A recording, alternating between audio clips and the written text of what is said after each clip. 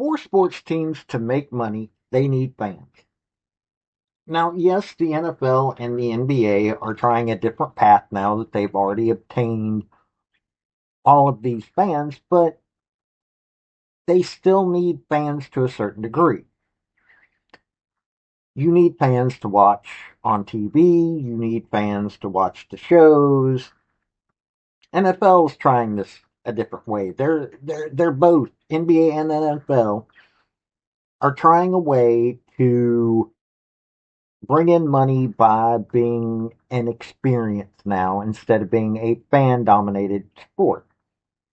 Now, a lot of teams are still trying to be fan dominated, but the WNBA has never really had fans. That's why they're not profitable. People don't care. They need to learn how to market themselves, but instead they're sitting there playing politics. They're sitting there saying that, oh, well, we need to get paid anyway. Well, if you're not bringing in consumers to your product, you're not going to make money. And after a while, you can't be a charity case because nobody cares about you in any way, shape, or form.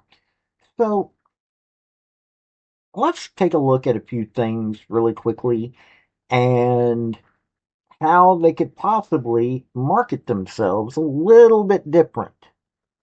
Oh, and by the way, hit like and subscribe if you don't mind. Hey folks, this is Paul with Redneck Sports. I want to thank you for viewing my video, and I want to give you one thought process. There was a famous coach at the University of Tennessee by the name of General Robert Neyland.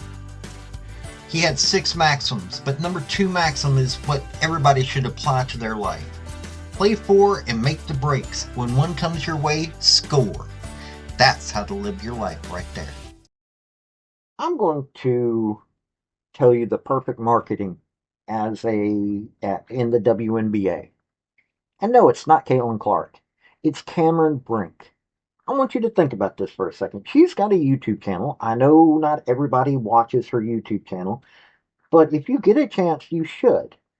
She comes across as approachable. She tells honesty. She points out what she likes, dislikes, and it's a very human quality in her. You're going to get to see when you're watching her YouTube channel some of this Curry family. She's part of the Curry family. She is Dell Curry's goddaughter. That's a big deal. Dell Curry was an NBA player, star even, not quite to the level of, say, Michael Jordan or Isaiah Thomas, Michael or Magic Johnson, Larry Bird, but he was still a star in the NBA. And then there's the fact of she's the god sister to 2 NBA players, Steph and Seth Curry. Steph Curry is going to be an NBA legend. He is going to be held up there with people like Shaquille O'Neal, Michael Jordan, LeBron James. He's going to be up there. Well, if you're watching that channel, people have started watching that channel, which means he's developing a fan base who are going to want to go to a game.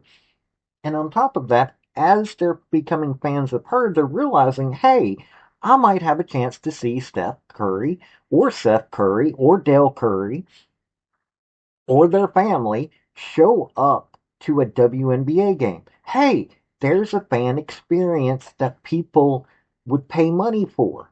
And it's a fan experience that can only be had there.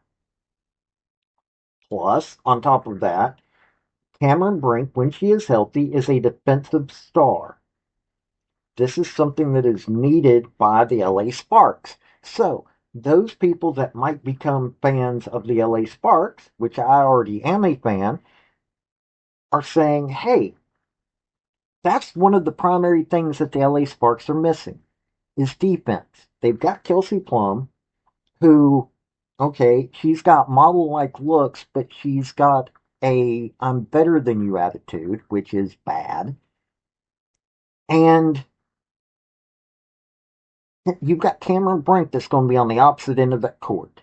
Yes, Cameron Brink can score, but she is far more necessary when it comes to playing on the defensive end.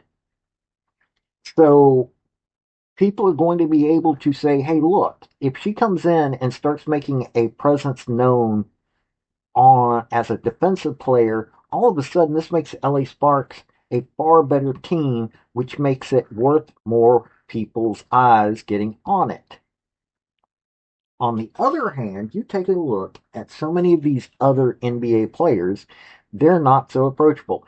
Angel Reese, even though she's got a YouTube channel, even though there are times that she does interact with fans in a good way, comes across as she thinks she's better than you just because she can shoot a basketball poorly. You watch all of these WNBA players and you're sitting there going, they don't realize that they're there to make fans enjoy the game. They think that they're there because they're better than everybody. Now, I'm not saying that I can go toe to toe with any of the WNBA basketball people. Even the worst one on any of those courts, I'm 50 years old. I couldn't handle those folks even when I was 20 or 30. I've never been that good of a basketball player. Partially because, well, I can't see worth the flip. And my hand-eye coordination at times aren't isn't the best. But these folks are. But they can't figure out that that doesn't make them better than anybody. All it does is that they shows that they have a some have a work ethic, some have God-given talent, but it doesn't mean they should treat the fans in that manner. Cameron Brink is the perfect show of someone who actually has God-given talent, a work ethic, because she had to have had that work ethic with the Currys around, but she seems approachable, not necessarily in a, oh, she's going to marry just any guy kind of way, but she's somebody that you could probably sit down with, have a nice conversation, and walk away going, hey, I enjoyed that. Unfortunately, Angel Reese doesn't come across that way. Kelsey Plum does not come across that way. Actually, none of the leadership of the WNBA comes across that way. None of the Stewie, as much as people call her Stewie, she doesn't come across that way. None of these women come across that way. That is what marketing is, and that is what the WNBA players are coming across as people that are not approachable because they think they're better than you just because they can shoot a basketball. And at a time when the WNBA is at a crossroads of teams could probably fail because they can't be marketed worth the flip, this is a bad thing. And the WNBA Players Association is the root cause of this because they should be talking with those that are on that basketball court on how to actually be approachable. Now, I will say this.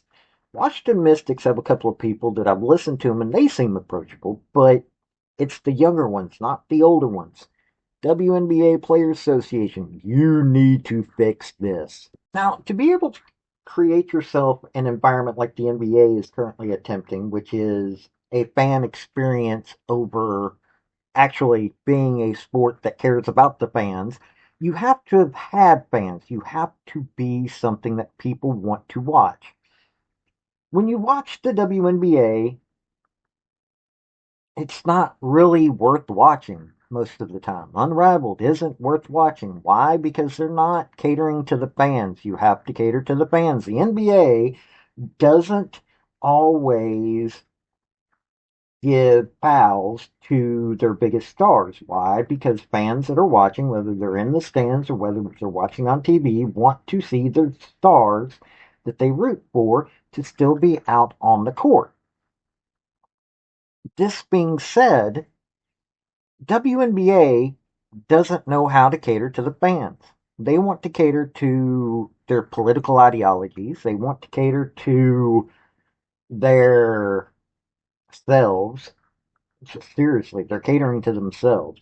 But they don't want to cater to the fans, which are going to bring in the money that is necessary for them to be something worth watching. If they want to get paid more, then they need to learn how to cater to the people that are going to be putting out the money for them to be worth something. You notice that there is no WNBA fan experience like what there is with the NBA. When people are buying this, they are needing to bring in the fans. You need those screaming fans right now. Those screaming fans are exceedingly necessary. So, how are you going to cater to them? Oh, let's see here. Perhaps like what Caitlin Clark's doing. And for that matter, I have seen a few experiences where Angel Reese at least is catering to the fans. You're not seeing that with a lot of the other stars. Instead, you're hearing them complaining that they're not making enough money, where they're saying that they don't need the fans of Caitlin Clark, where they're denigrating the fans that are there already, and they're not putting out a product that's worth watching. So, why are they not doing this? Well, it's simple fact of that people have told athletes all these years, oh, you're the privileged ones, you're the special ones because you can do something in sports. Well, we are such a, what's the best way to word this? We are such a drenched market that the ground is flooding from all of the sports that is available. And the WNBA, instead of adhering to what works, has decided to go their own path. So, what in the world are they thinking? They aren't working with the right places and being able to be noticed. Now, from a marketing standpoint, yes, you have fame. Okay, that should be able to get you into, like when I'm watching a WNBA game, I've seen Paige Beckers have an ad, Caitlin Clark has ads. Several of the WNBA athletes are out there having ads. Okay, cool. But at the same time, do we really know who half these people are? Seriously. Everybody's talking about, oh, Age Wilson's got a shoe. Okay, who cares? In all honesty, who cares? Outside of those that watch the WNBA or watch whatever college team she was on, who actually knows who she is? Seriously. Michael Jordan is a worldwide brand. Caitlin Clark has become a worldwide brand. People travel thousands of miles to see Caitlin Clark play basketball. Paige Beckers has her fan base outside of Yukon and Dallas. Who really? I talked about Kelsey Plum. Who really is a fan of Kelsey Plum? I, I hate to say it that way, but that's the truth. Who is a fan of Napisha Collier? Aja Wilson, how big of a fan base does she really have? This is what you have to cultivate so that you can get the money coming in so you can get paid what you think you are worth. Now, I'm going to do one final example and then I'll let you go. Charles Barkley. He did an ad that most people don't remember nowadays. He said he is not a role model. And he was right. But at the same time, he was a role model. Those of us with abrasive personalities love Charles Barkley. Not to mention, when you're listening to him, you're sitting there listening and you're going, Dear God, he sounds just like me. And he's approachable in that way.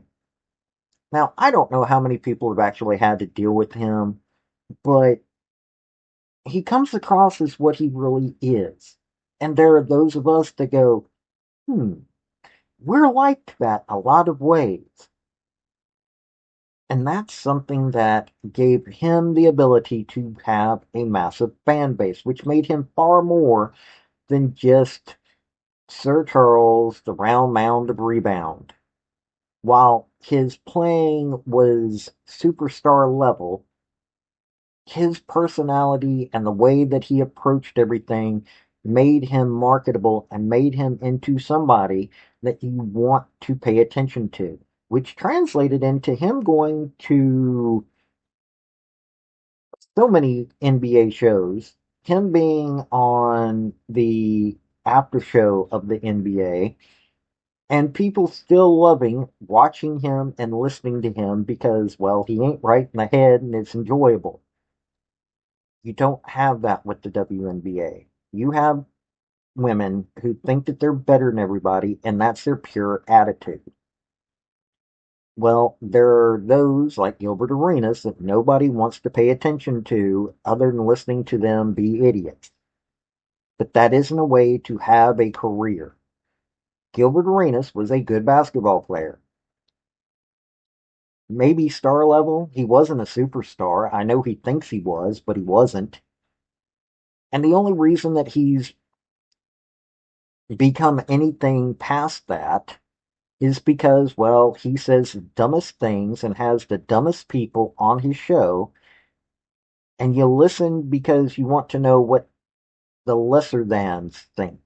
Because he's lesser than Michael Jordan, he's lesser than Hakeem the Dream, Elijah Wan. He's a lesser than in the world of the NBA. And he brings on people who are lesser than because, well, he's lesser than. And some of them are even bigger than he is. But you need to quit having this as a marketing way for the WNBA because that's the way it looks like you're doing. You should be, if you're going to have a personality that's, you're not a role model, then you need to model yourself after somebody like Sir Charles, not Gilbert Arenas. Folks, I'm going to let you go, but real quick before I do, I'm trying to get the equipment and everything that I need to make this a better channel. I've got a budget. I'm trying to raise the money. I could use a little bit of help. I have a link tree down below. It's got my Patreon. I could use a little bit of help. If not, oh well, like and subscribe would help me just as well. This has been Paul with Redneck Sports. Y'all have a good day now. Bye. I want to thank you for watching my video. And if you like what you saw, like, subscribe, and comment. Y'all have a good day now.